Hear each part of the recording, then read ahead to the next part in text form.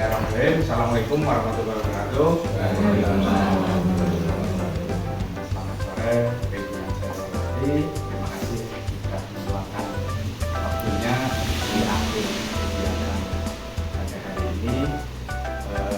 Izinkan saya pada hari ini memaparkan terkait dengan tugas untuk kegiatan diseminasi PJOK gelombang kedua di tahun 2020 ini. Ini adalah tugas untuk rencana tindak lanjut, yaitu membuat sebuah program yang berkaitan dengan kegiatan pembelajaran olahraga yang dijelaskan kepada siswa. Nah, dalam kesempatan ini saya mengambil rencana tindak lanjut dengan pembelajaran berbasis project model SEM. SEM itu Sport Education Model, sebuah model pembelajaran baru di dalam pembelajaran olahraga yang saya ambil adalah tentang bola turnamen, turnamen bola voli seperti itu. Kalau nama sudah paham, salam ya. Kemudian untuk latar belakang sendiri, ya, pembelajaran yang berpusat pada peserta didik dapat dilakukan dengan banyak cara. Salah satu cara dalam pembelajaran PJOK adalah menggunakan model yang masih dianggap baru, yaitu model SEM, Sport Education Model. SEM itu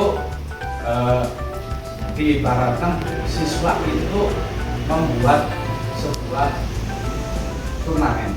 Siswa itu terlibat di dalam sebuah turnamen, ada peserta, ada wasit, ada ofisial, ada pelatih seperti itu. Nanti siswa itu berperan di dalamnya bukan hanya sebagai pemain, tapi ada yang berperan sebagai pelatihnya, ada berperan sebagai wasitnya, ada misalnya dalam bola voli ya, berarti ada yang jadi benchman, ada yang jadi wasit, ada yang jadi pencatat skor, ada pemainnya, nanti dilakukan secara bergantian. Tujuannya adalah agar siswa mempunyai pengalaman yang nyata terkait dengan olahraga seperti itu. Nah, model SEM ini mengacu pada suatu event permainan secara nyata, ada sebagai pemain, penonton, panitia dan lain-lain seperti itu.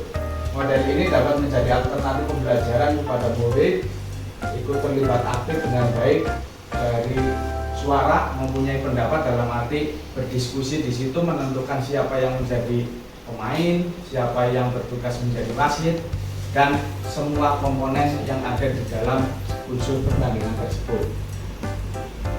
Kemudian penggunaan terhadap aset yang dimiliki sekolah saat ini, baik dari sarana dan prasarana, dapat digunakan untuk menunjang menjadi murid akan merasakan kebersamaan dan kerja tim, sehingga murid laki-laki dan perempuan berbaur bersama. Terhadap aset ya, aset yang dimiliki itu kita lebih mengutamakan aset yang sudah ada, yang ada di sekolahan, yang digunakan. Kita mencari aset yang belum ada, atau kita membuat sendiri ataupun membeli yang belum ada, itu bukan seperti itu. Itu adalah tentang aset atau yang sudah dimiliki, fasilitas yang sudah dimiliki sekolah saat ini. Dan menurut saya bola voli di Desa 1 itu sedang mulai berkembang, kemungkinan untuk dijadikan sebagai proyek dalam pembelajaran itu akan menarik seperti itu.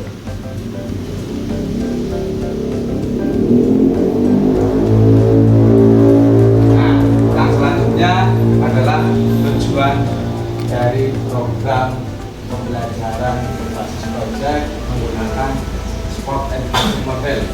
Yang pertama, untuk murid aktif dalam suara, pilihan, dan kepemilikan melalui SEM pada permainan volleyball. Memahami berbagai peran dalam sebuah olahraga yang nyata, bermanfaat di masa akan datang, dan dapat meningkatkan hasil belajar. Harapannya di sini murid bisa memberikan idenya, memberikan pendapatnya di dalam pembelajaran, misalnya menentukan siapa yang menjadi wasit, siapa yang berperan menjadi panitia penyelenggara, siapa yang berperan menjadi pemain, dan semua itu bisa didiskusikan bersama sehingga memunculkan pemahaman-pemahaman yang baru dan pembelajaran yang bermakna bagi murid. Kemudian untuk guru PJOK sendiri menguji efektivitas penggunaan model SEM dalam pembelajaran di sekolah. Karena model SEM ini model yang baru, mungkin sebetulnya dulu sudah pernah sering dilakukan, tetapi tidak ada namanya. Misalnya anak kelas meeting lah ya, ada yang jadi wasit, ada yang bermain, ada yang mencatat skor, ada yang membuat bagian pertandingan. Kalau dulu sudah pernah ada seperti itu, tapi itu konsep dari guru, bukan yang sudah mempunyai nama yang keren gitu. Kemudian untuk KBS itu adalah komunitas belajar sekolah, kolaborasi di komunitas belajar sekolah melalui SEM, kemudian menambah wawasan bersama sebagai alternatif kelima menggunakan model SEM.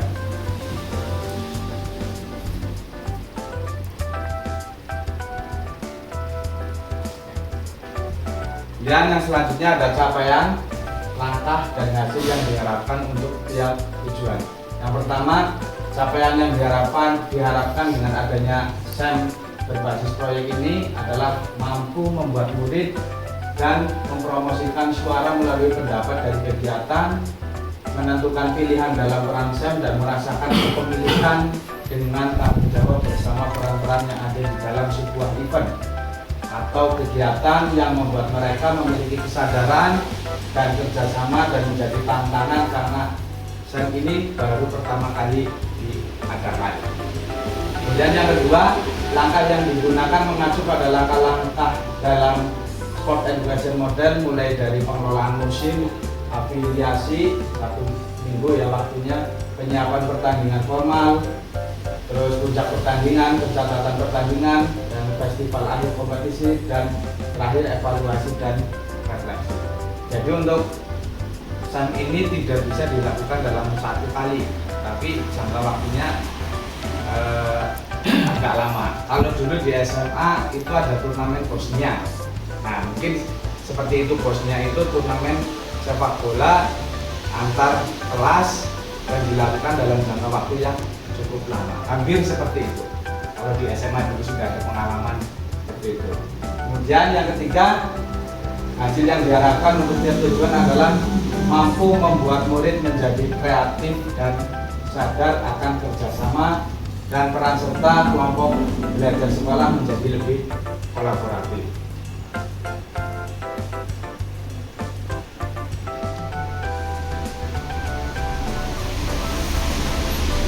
Kemudian struktur program dan mitra dalam kelompok belajar sekolah.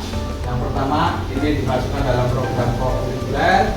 Kemudian sasaran muridnya adalah kelas 4 sampai kelas 6 yang berjumlah 71 anak untuk SD 1 murid.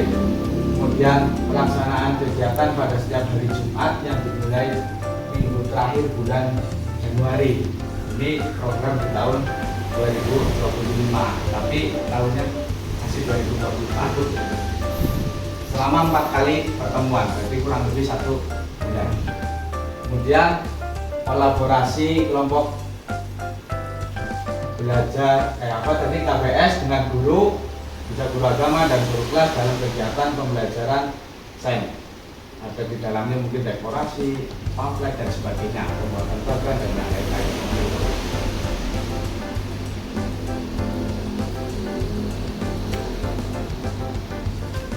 Kemudian yang selanjutnya adalah pernyataan tentang kapasitas yang dimiliki kelas atau sekolah. Di sini adalah yang berbasis aset ya.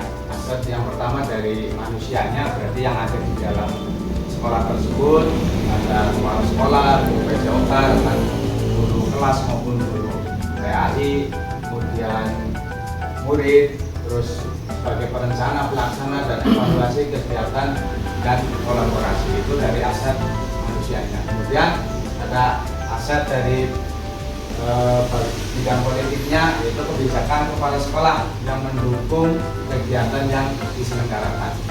Kemudian dari aspek fisiknya, penggunaan sarana yang ada di sekolah. Kalau sarana untuk permainan bola voli saya kira di sini sudah memenuhi, jumlah bola juga banyak, lapangan juga tersedia. Kemudian selain itu ada pun dan yang lain-lain juga sudah ada. Kemudian dari aset finansial ada dana BOS untuk menunjang kegiatan baik dalam rapat persiapan, pelaksanaan maupun evaluasi.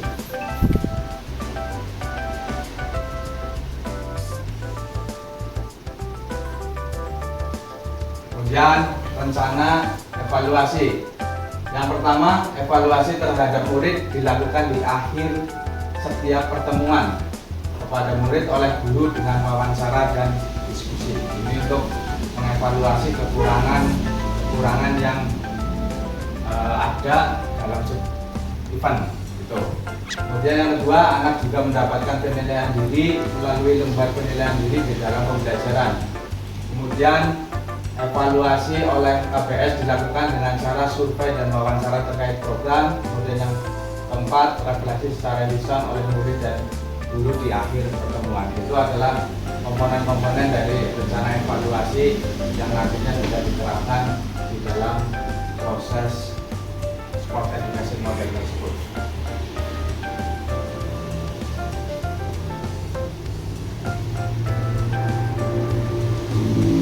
Terus kemudian tantangan-tantangan yang mungkin akan dihadapi ya dalam proses SEM ini, karena ini adalah sebuah hal yang baru.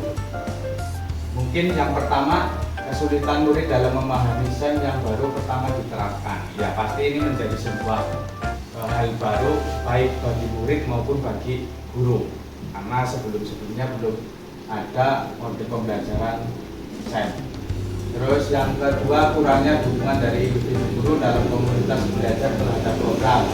Dan yang ketiga, waktu pelaksanaan terasa masih kurang panjang karena memang prosesnya untuk evaluasi juga pasti banyak, karena kita di SD untuk memberi pemahaman kepada anak-anak SD juga butuh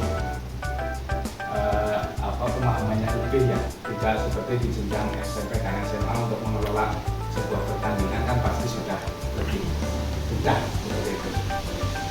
Dan yang terakhir, nah terima kasih, itu hanya 9 slide saja.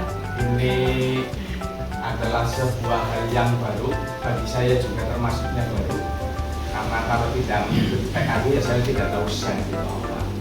Nah, jadi sekedar informasi saja untuk Bapak Ibu guru bahwa sekarang di PJOK ada model pembelajaran baru dan mungkin kalau dilaksanakan itu menyenangkan, tetapi di dalam persiapannya itu butuh persiapan yang ya cukup panjang, terutama untuk memberikan pemahaman kepada murid.